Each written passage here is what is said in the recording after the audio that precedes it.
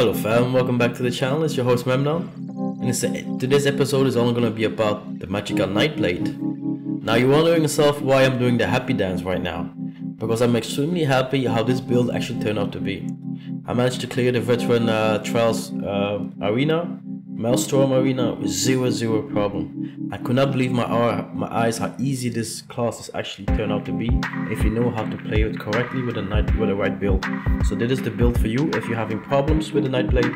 I have an easy class for you with the non-trial gears for you to do every single content within this game with super ease.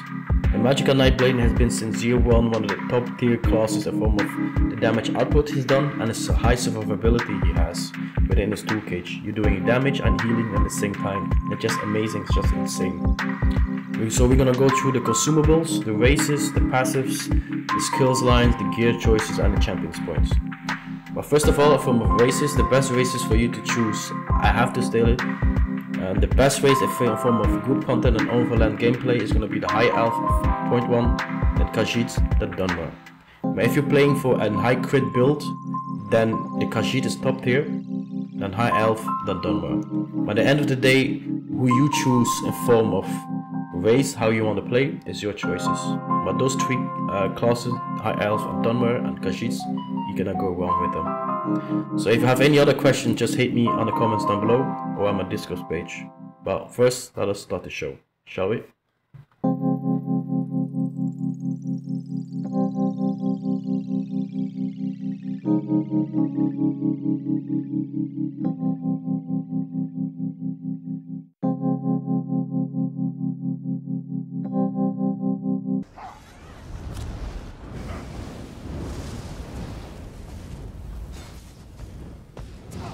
How does our character sheet actually looks like?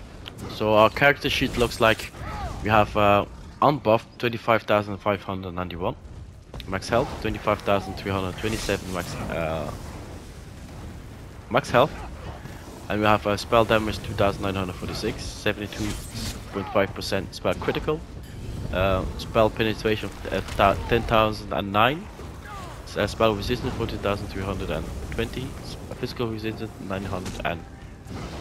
9,964, 46 points into stamina, magicka, pardon, to increase our magicka pool as high as possible.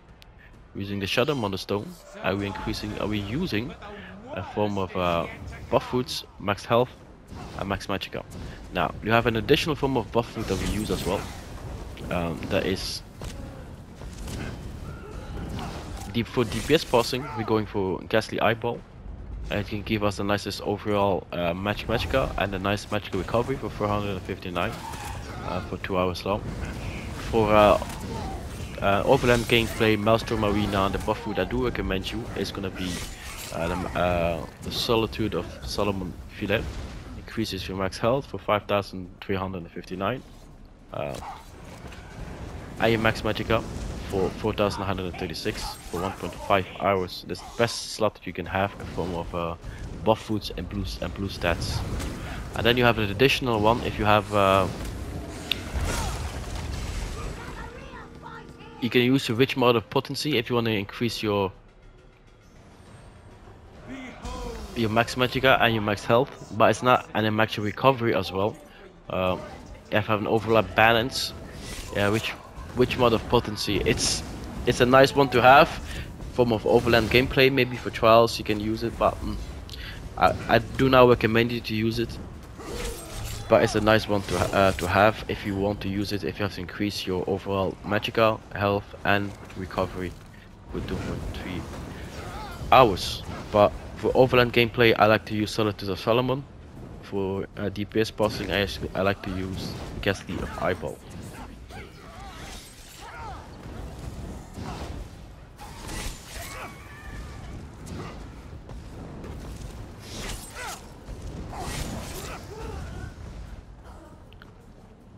For my inventory, what we do use from a character, we're using Inferna Medusa, Zaan pieces as monster sets, Mother Sorrow and Body. The only difference that we're putting right now, we're putting one armor set of Medusa in our body. It will become much clearer on the skill line and the passive line why I'm putting one piece of body of Medusa on my body. So just an overall jewerly benefit as well of the crits of the Medusa on the front bar and the back bar. That's why we put it, but it's also an additional reason, but that will come clear on the passive and the skill line explanation, otherwise it will be a little bit all too much.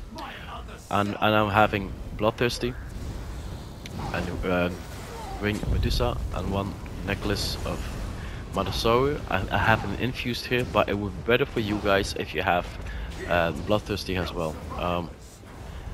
Just for overall DPS wise, I found 3 Bloodthirsty is much better. The reason I have an infused here because it comes from a previous build. We didn't transmute it yet, but it's nice to have an buff of spell damage and overall increase the DPS as well. But if you want to really have to optimize your DPS, make sure you have 3 Bloodthirsty, because your execution phase is truly gonna shine out for having 3 Bloodthirsty. But like this is good as well. Of our back bar, we're using the Maelstrom Inferno Staff. Inferno Staff increases your light single target DPS and a single target combat. It's one of the best in slot still for magic gameplay. Lightning lightning increases your AoE based, so it's a matter of preference on what you want in the back bar. I do use the lightning perfected one as well. Depends on the contents. I like to use it as well in form of Maelstrom Arena of Vettrails. I like to have this one because it increases my AoE and generally, so I like to slot this one.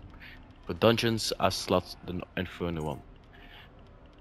Do you need a perfected Inferno one? If I manage to drop for you the Inferno one, of course, you know how it is in the Elder Scrolls Online. The drop rate is horrible. It just increase your spell penetration at your back bar. But we are not much there in the back bar, so the spell penetration really doesn't matter much because we're now actually doing DPS on our back bar.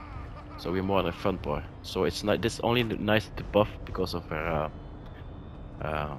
wall, because of our AoE we get from wall of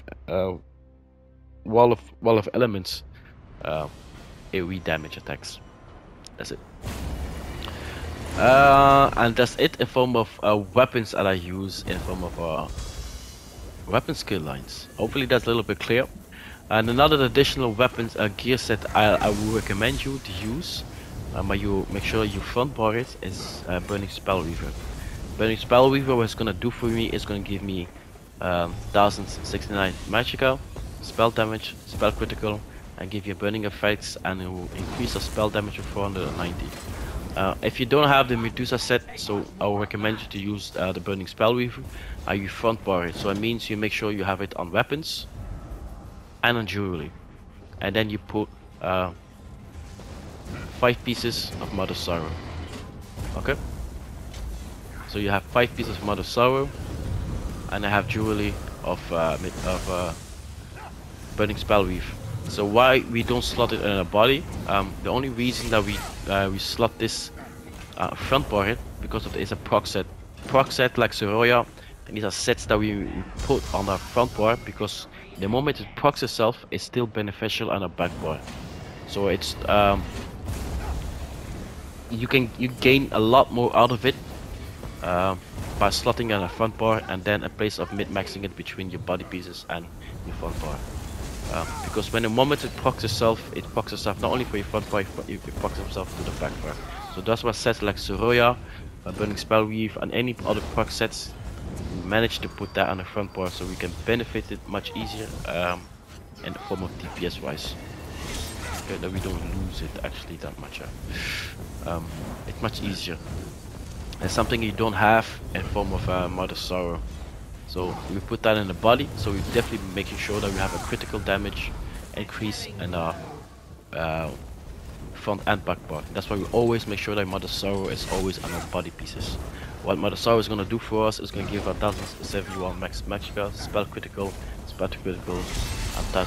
1400 additional spell critical. The difference is with Medusa, what makes the Medusa such an appealing set for a Magblade is increase of minor force at all time. Because we're having this on the body pieces, your critical damage is by 10%. We don't need to slot Bob Trap. So this piece, because it's on the body pieces as well, is proccable in front bar and the back bar. And that's also another reason that we make sure that Medusa is slotted in the front and back bar and the body pieces. And that's it in form of gear set I use setup for this build. Oh, I almost forgot, my apologies. So if you're doing the harder content in form of Maelstrom Arena, Vetstone Arena, we're using Ring of Spell Order. Then we're proccing Medusa, 3 Bloodthirsty here. And then we're gonna make sure we're gonna lose our monster sets.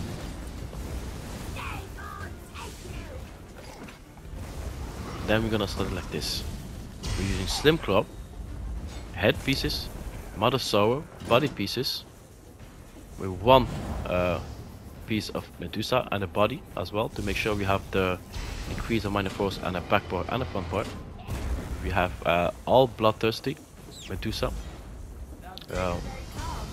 and a jewerly, and with Ring of Impale order.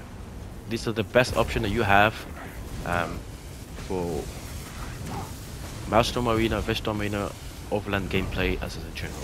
So if you playing that content, solo content, that is the setup you want. That's the setup I always use for solo content. For group contents, of course, I put Zaan, Mother Sorrow and body, and Medusa and jewerly. Okay, front bar, all these babies.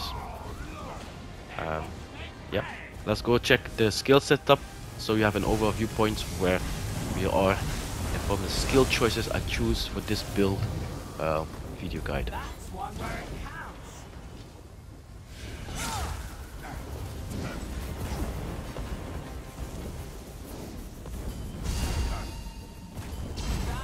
Now the first ability that we use in our front bar is Impale. Impale is an ability, that's an execute ability that's very strong when the enemy becomes at 25%. Remember, you only use this ability and you spam this when your target is below 25%. This ability increases himself in damage wise for 300% if you calculate with Bloodthirsty and jewerly trades. This execute ability becomes extremely OP when your target is below 25%. The second ability that we're using actually is a main spammable, which is the Swallow Souls. Swallow Souls, what's it gonna do to you? You're gonna do damage towards your target, 7,727 magic damage, but it will heal you as well for 36% for every damage you inflict for every 2 seconds for 10 seconds long. So every single time you use this ability, you're getting life back. It is such a way of a cheat code you can even imagine yourself. Third ability that we are using actually is the Merciless Resolve. Light attack within the Elder Scrolls Online is the main and bread and butter for you to increase your DPS and overall. So this little puppy, what's going to do for you is it will increase your critical damage for every single light attack.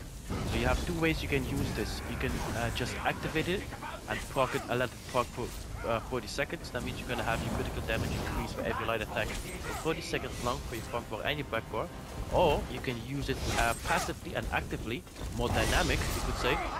For every single 5 light attack or heavy attack you do, you'll hear like a little sound or a glow under your target, and then there's a signalization that you can proc this ability. What it's gonna do, it's gonna do like a bow attack, an additional attack. It's gonna deal 17,001 magicka damage, and it will heal you for 50% of the damage you cause. So you can do this, you can proc this in the form of a burst healing actually, in a critical situation, and at the same time doing critical damage as well towards your target. The third ability we're using is find itself in a major skill line. It's in the lights, where it's gonna give it to us. It's gonna give us Major Prophecy and increases spell critic for 2,629.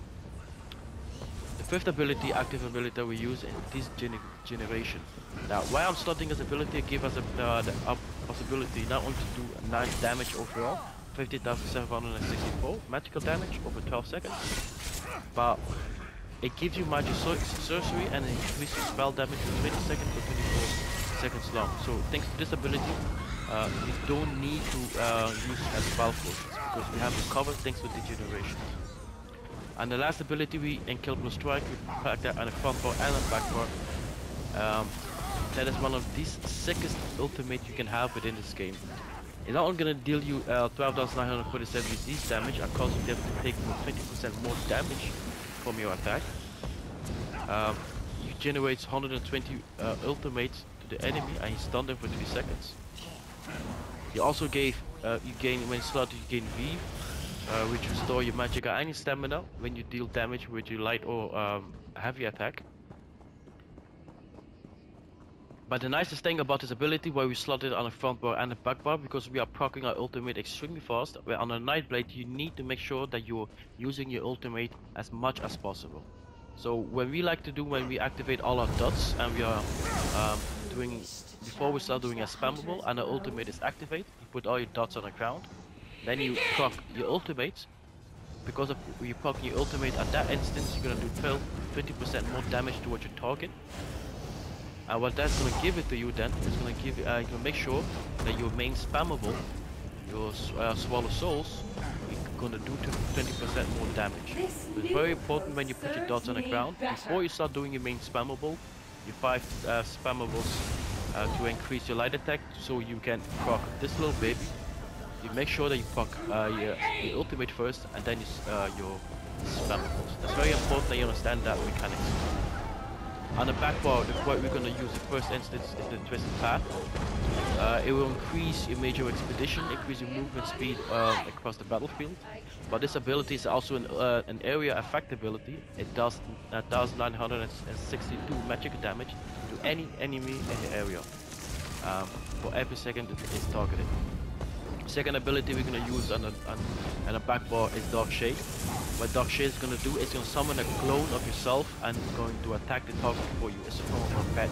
It does 2,180 magical damage. So the nice thing about it, once occasionally it does a whirl attack. So it does a whirl attack in the form of an AoE as well to every single target in the area. So it's a strong single target attack. It's also a strong area effect attack as well. The third ability we use on the back bar to make sure is the siphoning attack. While we're using this ability, the nice thing, we try to proc as ultimate as much as possible.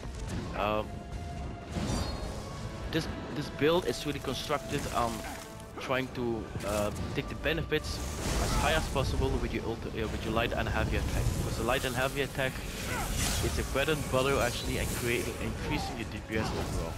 So this was gonna do is gonna boost your light and heavy attack. For every single light and heavy attack, you restore 1,495 health and 106 Magicka for 20 seconds full charge.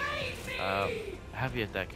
You store up to 4,270 additional Magicka attack when the effect ends, based on the length of your cycling attack was activated. So you let it proc as long as possible, but this is going to help you not only in form of survivability and healing, but also in form of sustain. And the light you slot into the back bar as well. And instead of Wall of Fire, and that is the stability of your weapon itself.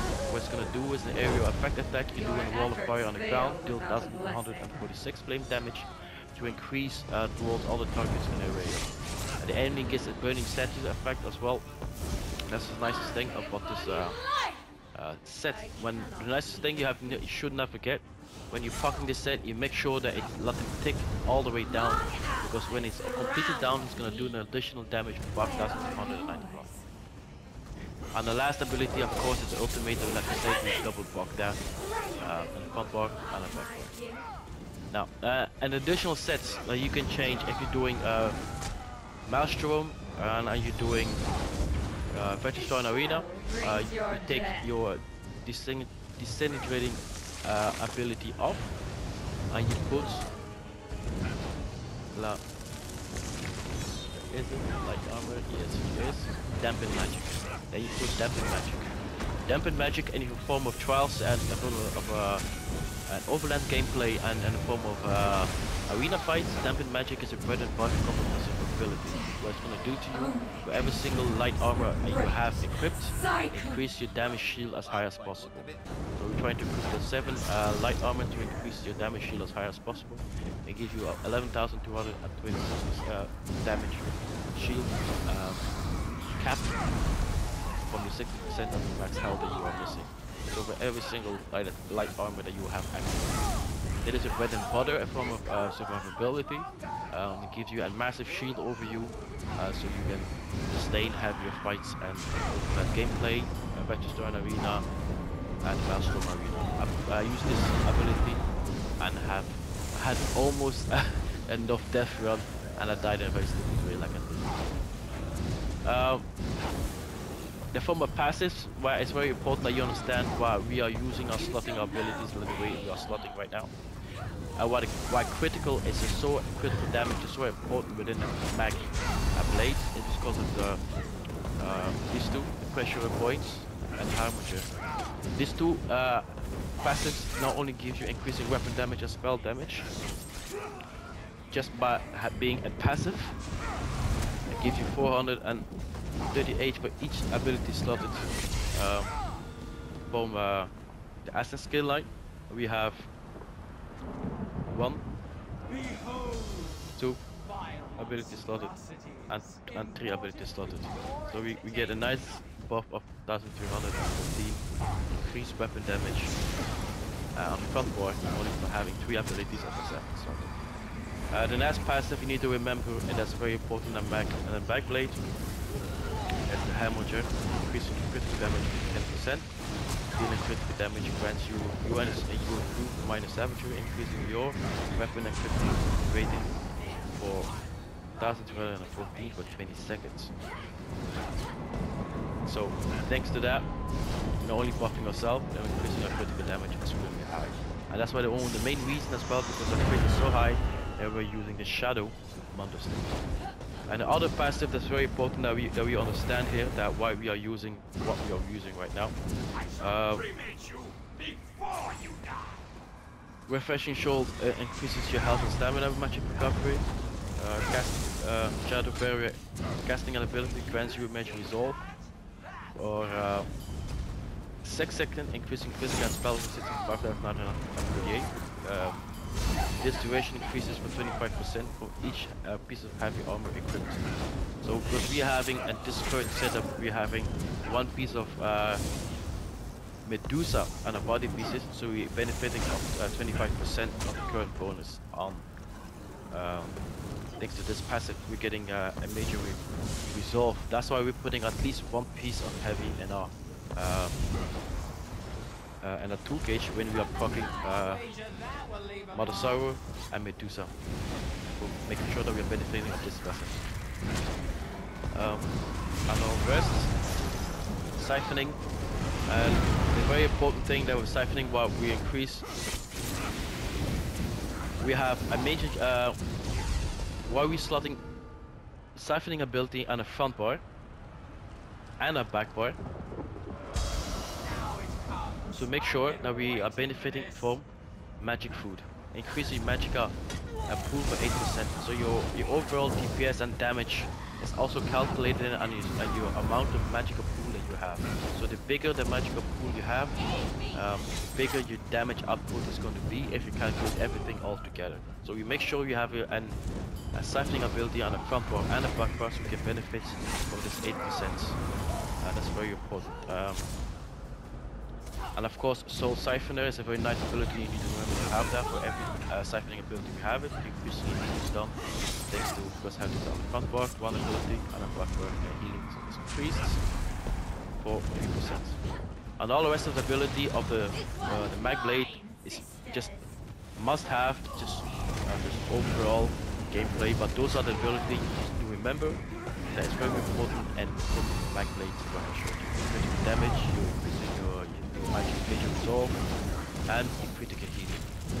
That's why we have slotted in the way we are slotted right now. And from our destruction stuff, we're taking all the passives of the destruction stuff.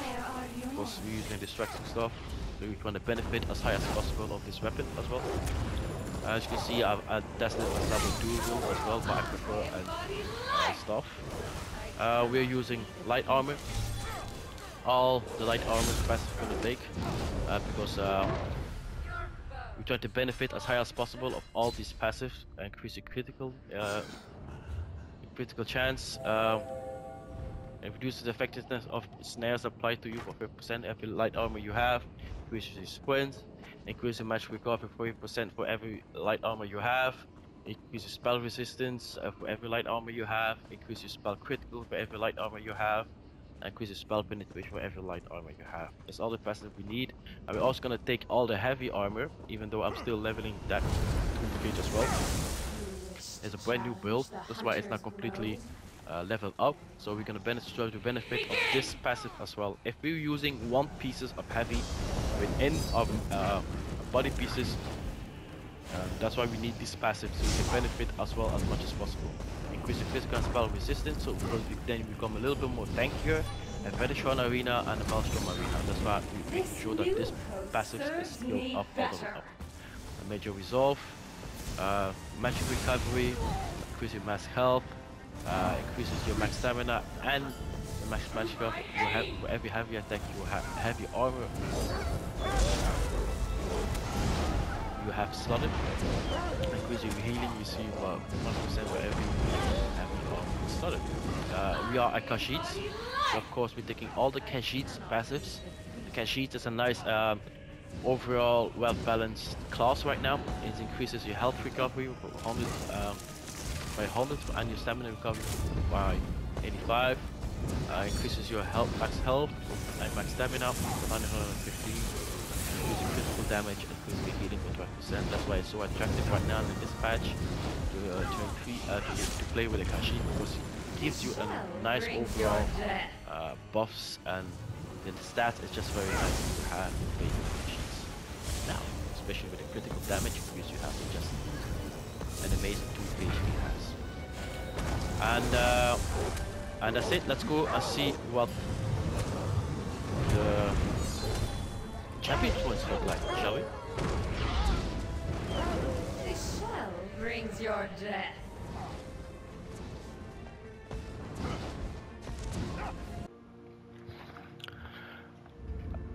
I know that the champions points can be a little bit overwhelming between the 3. One thing you remember for damage dealers, the most important one is the warfare. What you need to, if you're having a problem in form of survivability and generally, the first thing that you need to make sure that you level up as high as possible is preparation. It is going to increase your damage mitigation within the game itself. So the damage you take from other players, of non-players, will be increased. So if you have a problem, if you're feeling yourself is way too squishy, put sure you put a lot of points into preparation, so your character becomes a little bit more tankier. To achieve that, you put 10 points into your health recovery and put 40 points into here. Your character will be more survivable. You will be able to do even easier the hardest content in the game. I'm talking about Maelstrom, Vetrals, and Overland gameplay with zero problem. But in form of DPS itself, the champions point that matters for us in form of DPS is, first of all, we increase our max magicka. That is a passive champion point, so we cannot slot this. That's just an overall bar buffer for us. It's always there. Same thing, we increase a critical chance. It's passively, it's just you cannot slot this. It's always there for us. The first ability that we do slot is Fighting Finesse. We put all our points inside of this. We do slot this, otherwise we're not be able to take benefit from this node. So we slot this one. Then we go on Extended Mites.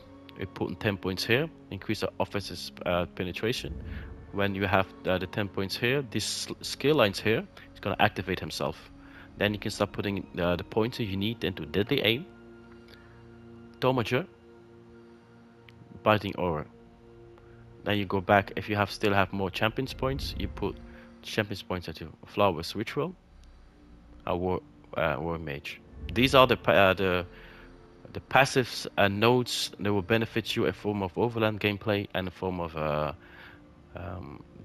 dungeons and trials with zero problem.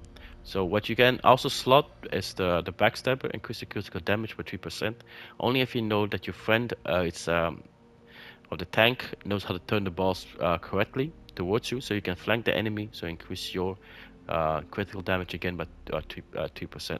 But it's almost never an overland gameplay, so that's why we're not slotting it. So if you do slot it, you activate this one, I take away a Deadly Aim, right? Or Biting Aura. Depends what you find in your DPS rotations and parsing, which one does the best DPS for you. But both of them I find deadly aim is a little bit more lacking than compared to fighting order. Alright. The form of the red champions points, it's form of survivability. Same thing, the abundance vitality increase your health, iron claw to increase your armor, rejuvecation to increase your max health, magicka, max stamina. These are the ones you slot, so otherwise you're not going to be able to take benefit of it. These white ones you slots, and the other ones are passively, you don't need to slot, I just cannot slot them even.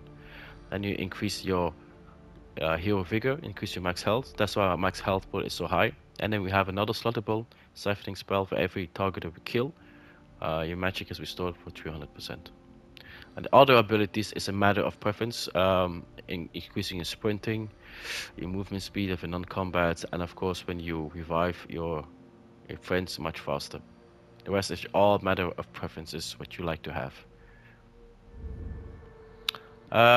For the green champions points, it's all matter of preferences, of course. What is always nice to have is an increase of decrease of ray shrine costs. Your gold, what you find in chest and treasury is increased. It's so nice to have a little bit more moolah in your bank account. Increase the gold you gain per stage is also nice. The nicest thing, I would do recommend you make sure you have this steadfast enchantment activated. They will slower the decay of your enchantment, so your weapons will be more viable for much longer. So you shouldn't have to worry yourself for that your weapons their enchantments are not there, so they're not strong enough. The matter of speaking, your weapons becomes broken. So your DPS loss happens. So thanks to this passive, it reduces that cost, and you can sustain with your weapons the cost of your weapons much longer before you even worrying yourself that your weapon can be destroyed or broken because of usage over time. Definitely make sure you have this. It truly benefits you. This is nice, so overall, and the rest are all nice. The nice one I would do recommend you as well to have is Routinier, increasing your buff foods for 10 minutes long. So the longer your buff foods, the better it is for you sustain and just overall, and of the cost of your own money that you are spending in the game. So all this buff food takes much longer for you to reapply them, so money cost. And the rest of them, it's just a matter of preference as well. And I marked the end of a tutorial of the Elder Scrolls Online. Hopefully you like this content. I would say like, comment, and subscribe. Let me know what you think about this content. I would love to hear your feedback. More content of the Elder Scrolls Online is coming up. I'll say thank you very much for your support and your love. I'm listening all the feedbacks left and right. Doing my best to make the best content with it, the Elder Scrolls Online. Hopefully you like this content, and hopefully it helps you. And if you have difficulty surviving with the Mag DK, I will promise you with this build, you won't have any problems anymore surviving. So press a like, you comment down below, and you subscribe yourself to keep yourself posted. And don't forget to hit the notification bell. And you have every problem whatsoever, just hit me on Discord. And always answer it or in the comments down below. You just hit me, and if I can help you in any way, means of can, yeah, I always will. And of course, like I said, I stream a lot of games on my channel, so I would love to have you doing my streams as well. So stay safe out there in this Corona world, and if you're a PlayStation player, I will say come and join my guild and the Dragon Souls Den. PlayStation 4, PlayStation, come and play together. We are a lovely community. I would love to have you as well. So see you on the next one on the build gameplay of the Elder Scrolls Online. Stay safe. See ya.